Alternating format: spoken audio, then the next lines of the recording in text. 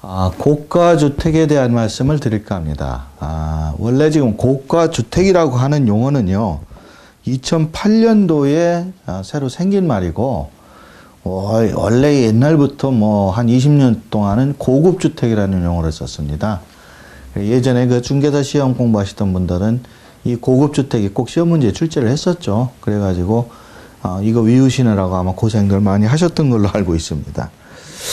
이 고급주택이라는 말은 사실은 역사를 뒤집어 보면은 옛날 유럽의 그 중세시대부터 있었다고 그래요. 주택에 대한 정책은 고전적으로 세금을 좀 감면해 주는 경향이 있습니다. 왜냐하면 사람이 거주하는 부동산이기 때문에 투자의 그 용도로 부동산을 활용한 것이 아니고 본인이 직접 거주용으로 사용했던 그런 주택에 대해서만큼은 세금을 좀 감면해주고 비과세를 해줬죠. 그래서 우리는 주택하면은 생각나는 용어가 비과세입니다. 그래서 집에 대해서만큼은 세금을 안 매긴다.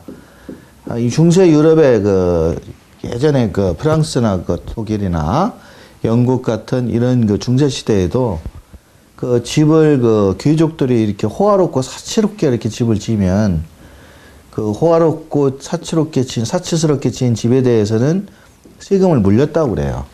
일반적으로 서민들이야 마국간 같은 도에서 생활했으니까 과세금을 농사짓는 농지에 대해서 과세를 했지만 우리나라 조선시대도 있었지만 인도 세력에 의해서 사람들 머리 숫자 가지고 세금도 매기고 그러지 않았습니까? 근데 이 주택에 대해서만큼은 세금을 안 매기는 것이 서양이나 동양이나 거의 동일했던 것 같은데, 예전 중세시대에도 이 집이 사치스럽고 고급스럽다. 그러면 세금을 때렸다는 거죠. 근데 그런 기준이 애매해요. 그런 기준이. 어느 정도의 기준을 가져야만, 어떤 기준을 초과해야만 이게 세금을 때릴 정도로 고급스러운 집이냐.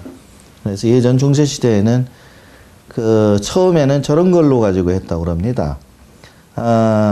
사생활 보호 차원에서 집 안에 들어가 볼 수는 없으니까 집 밖에 붙어 있는 이 창문 넓이를 가지고 계산했다고 그래요. 그래서 창문 숫자가 몇 개 이상이면은 이거는 호화주택이다. 이렇게 해서 좀 세금을 중하게 때리고, 그렇지 않으면 안 때렸다. 이러니까 사람들이 약을 가지고 이 창문을 예를 들어서 창문이 10개 이상이면은 고급주택이었다, 호화주택이었다 이러면 9개로 만든다든지 이렇게 줄였겠죠. 예전부터 세금에 대해서는 다들 좋은 인식이 아니니까 세금 많이 내는 거 좋아할 사람 없잖아요. 그래서 나중에는 굴뚝 가지고 또 했다고 그래요. 집안에서 벽난로, 유럽은 그런 걸 많이 하지 않습니까? 그래서 벽난로를 통한 이 굴뚝이 넓이가 얼마냐, 몇 개가 나와 있냐, 이런 규모에 따라서 이 주택의 가치를 평가해 가지고 세금을 때렸다. 이제 이런 얘기가 있습니다. 이런 것들이 발전돼 가지고 우리나라에서 주택에 대한 세금 제도가 만들어질 때 원칙적으로 집을 하나 가지고 있으면은 비과세다. 비과세라고 하면 의미는 세금을 과세를 할 권리가 아예 없는 겁니다. 과세권을 포기한 거와 마찬가지예요. 그래서 납세자 입장에서는 세금을 신고할 필요도 없고 물론 납부도 안 하는 거죠. 그래서 과세관청인 정부에서 당연히 알아가지고 비과세를 해주는 규정이 이 비과세인데, 집을 하나만 가지고 있으면은 도대체 1억 원짜리 집을 조그만 초가집을 가지고 있는 사람이나 고급 아파트를 복층으로 가지고 있는 사람이나, 예를 들어서 타워팰리스 20억짜리 가지고 있는 분이나 저기 관악구 신림동의 산동네에 빌라 조그만 거 5천만 원짜리 가지고 있는 분이나 똑같이 다 비과세 해준다면은 형평성이 맞질 않잖아요. 그래서 예전부터 이 기준을 어떻게 정했냐면은 고급주택이라는 용어가 나왔었어요. 그래서 예전부터 이게 2000년도, 2008년도까지인데, 그때까지 2003년도에 이제 고가주택의 기준이 이제 6억 원으로 바뀌었는데, 2002년도까지는 고급주택이라고 해가지고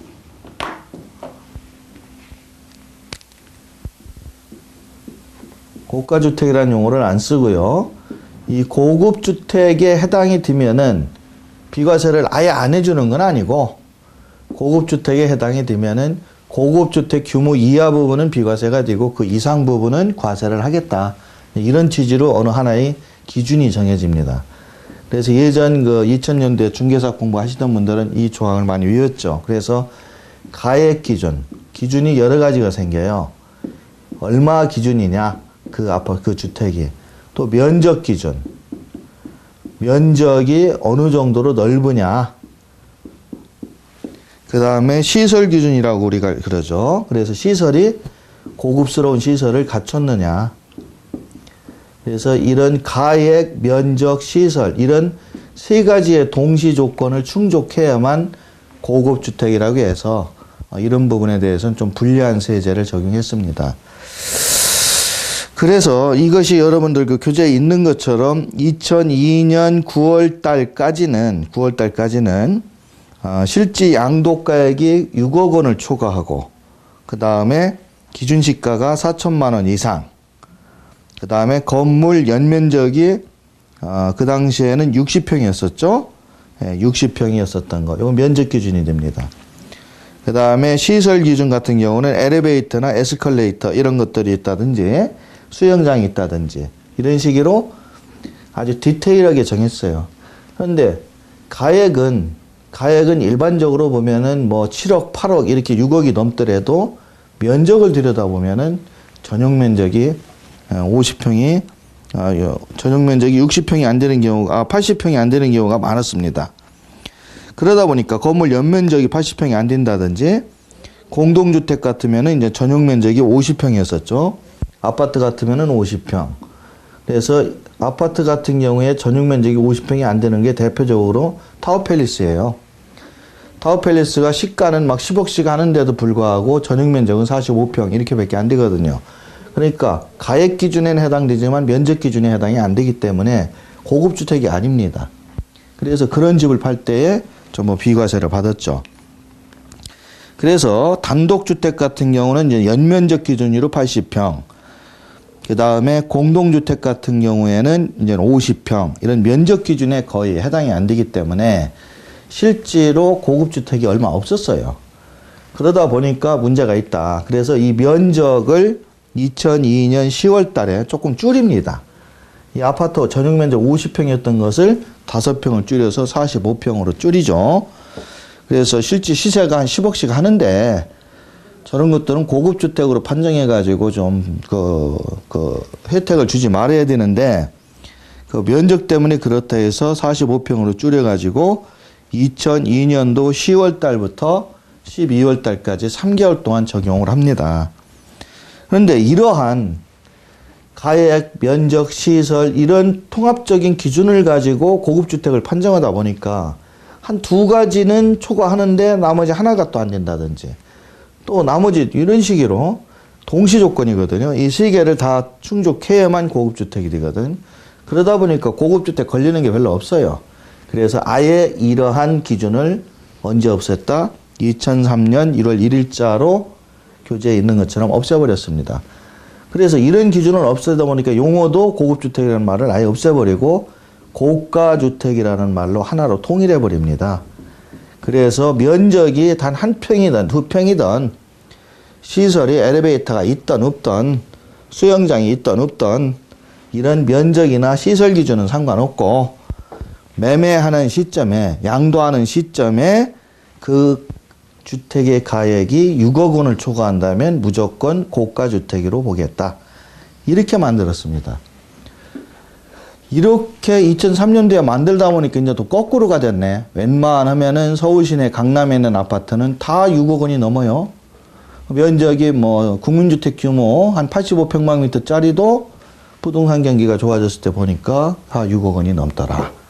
그러니 이제 웬만한 건 다 또 고가주택이야. 그래서 이명박 정부가 들어서 가지고 2008년 3월에 취임을 하시고 2008년 10월 달에 그 해를 넘기지도 않고요.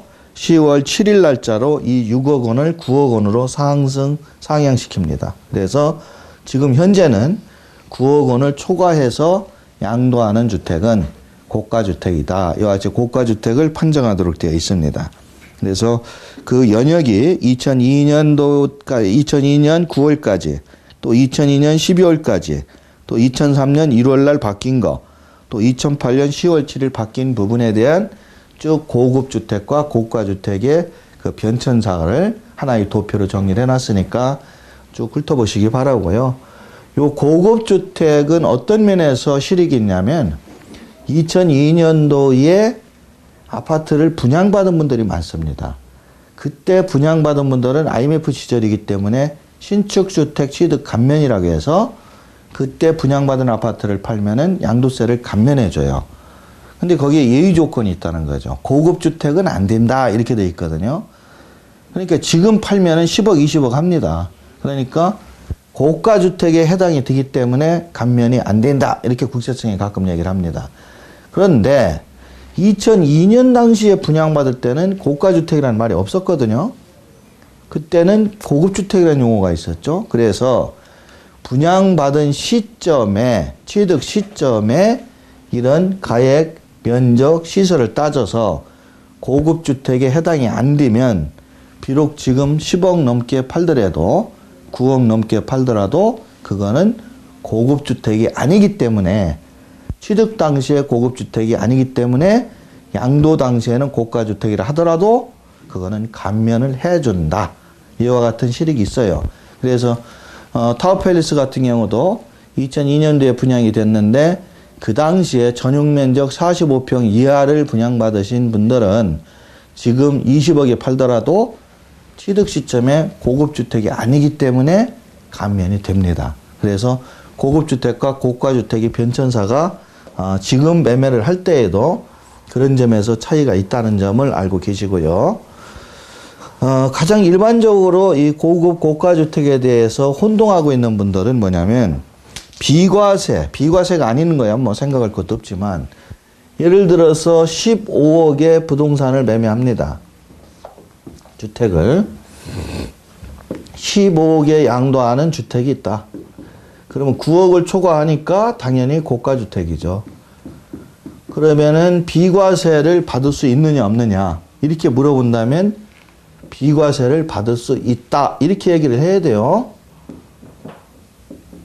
고가 주택은 비과세가 안 된다 이렇게 얘기를 하면 안 됩니다. 비과세가 가능합니다.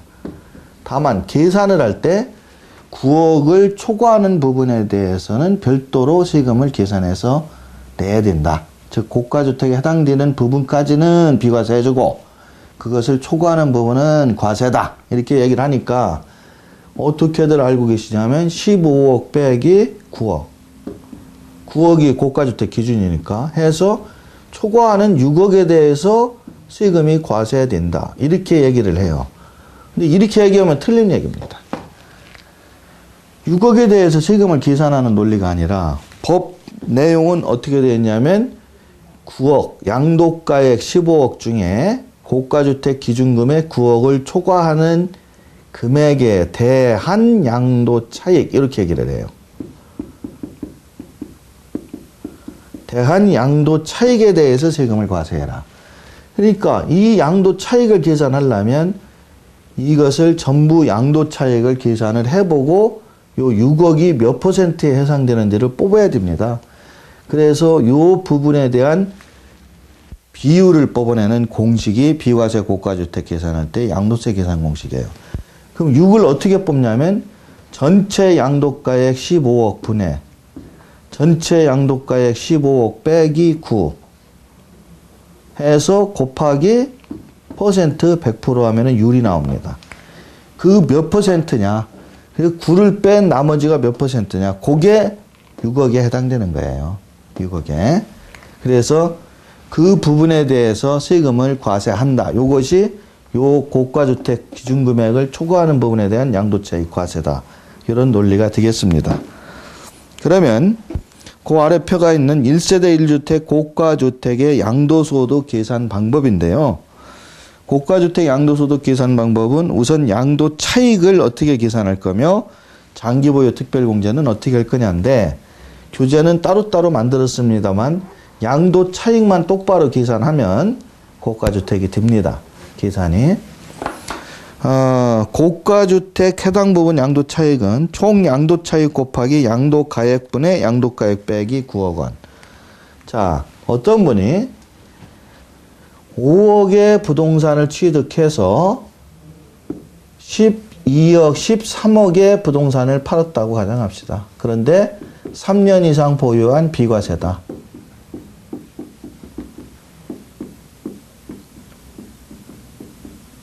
근데 총 몇 년을 보유했냐면 이분은 10년을 보유했다. 장기 보유 때문에 연수를 따지는 거예요. 그러면 13억이니까 일반적으로 9억을 초과해서 4억에 대한 세금을 내야 된다. 그러면 상당히 겁을 많이 내세요. 4억에 대한 세금이면 꽤 많이 내겠네. 이렇게 생각하시는데 실제로 비과세 고가주택은 계산해보면 세금이 거의 없어요. 극단적으로 이게 13억이 아니라 20억, 30억이라 해도 그렇습니다. 왜 그러냐면, 아예 요번 기회에 13억이 아니라 이걸 20억이라 놓고 계산을 해보죠. 그러면 9억을 초과하면 11억이니까 꽤 많이 나올 것 같잖아요. 근데 어디에서 이게 세금이 줄어드냐면, 우선 전체를 비과세 고가주택이라 해도 그대로 일반 양도세 계산하듯이 계산을 합니다.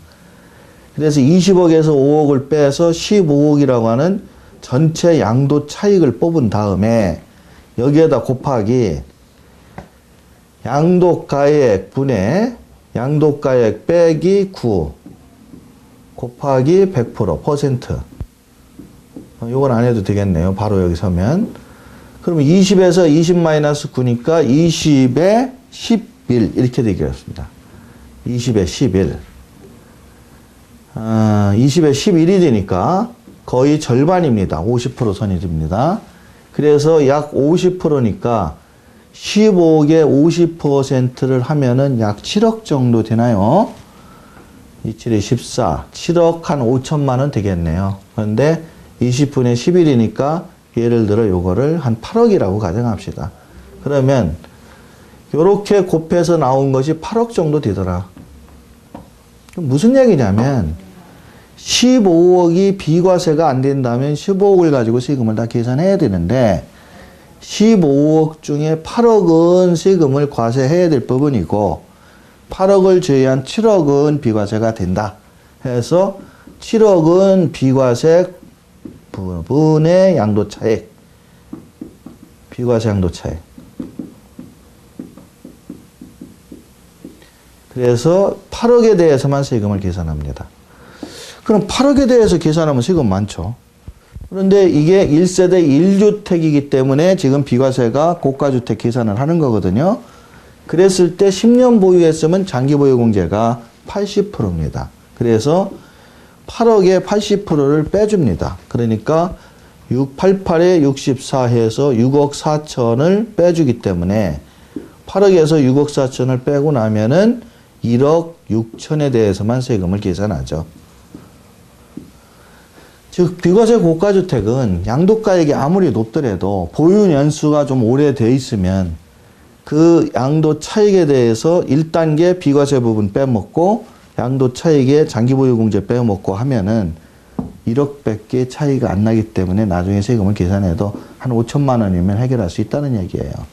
그래서 이 고가주택에 대한 양도세 계산은 이와 같이 과세 부분의 양도차익, 전체 양도차익을 먼저 뽑습니다. 여기에서 5억 뺀 15억을 직접 계산하는 게 아니고 일반적인 양도세 계산하듯이 계산한 다음에 이 전체 양도차익에다가 이와 같은 20분의 20-9라고 하는 비과세 고가주택 퍼센트를 곱해서 그 부분의 이익금액만 뽑아가지고 계산을 하는 거고 장기보유공제가 해당이 될 때는 80% 연간 8%씩 공제가 되기 때문에 훨씬 더 세금이 줄어든다.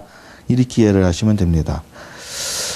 그 다음 판정 사례를 보면은 이 본인과 배우자가 공동소유의 아파트의 가격을 실거래가로 18억 원을 한다. 예를 들어서 아파트가 18억 원 하는 것을 가지고 있다 이거예요. 그런데 부부가 공동명의로 가지고 있어요. 그럼 양도소득세를 계산할 때는 부부 각각 계산하니까 인별로 양도가액은 9억 원밖에 안 되겠죠. 그래서 이거를 비과세가 됐다면 9억 원을 넘지 않는다. 1인별로. 인별로 9억 원이 안 되기 때문에 세금을 신고할 필요가 없다. 이렇게 얘기하는 분이 가끔 있다는 거죠. 근데 고가주택 판정할 때는 이런 주택에 대해서 사람이 10명이 가지고 있다. 이게 20억짜리다. 그럼 10명이 가지고 있으면 1인당 2억밖에 안 돼요. 그러니까 9억 원이 안 되니까 이거는 비과세 고가주택으로 판정하지 말고 다 몽땅 비과세. 이렇게 얘기하는 분이 있는데 인별로 하는 게 아닙니다. 이런 경우에는 비록 이게 비과세 대상이라 해도 물건 자체 하나만 가지고 20억이면 9억을 초과하기 때문에 과세 대상이 돼요. 그래서 각각 2억 원에 대해서도 비과세 고가주택 세금 계산을 해야 돼요. 즉 이분이 20억이라면 똑같이 20분의 20-9 해서 20분의 11 약 50 몇 프로 정도 되는 금액을 각각 2억씩 팔 때 이 절반 정도에 대해서는 세금을 10명이 다 내야 된다는 논리예요. 그러니까 물건 개념이지 사람 개념이 아니라는 뜻입니다.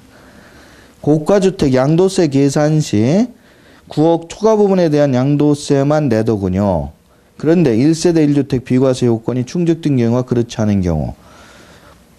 예를 들어 9억 원을 초과했는데 비과세 요건이 충족 안 되면 방금 계산한 대로 20억에서 5억 뺀 15억 전체에 대한 세금을 내는 거고, 비과세 요건이 충족됐으면 15억에다 20에 20 다시 마이너스, 즉 20분의 11을 곱해서 나오는 8억 정도의 금액은 그것만 과세를 하고 7억 정도는 비과세한다. 뭐 그런 차이가 되겠습니다.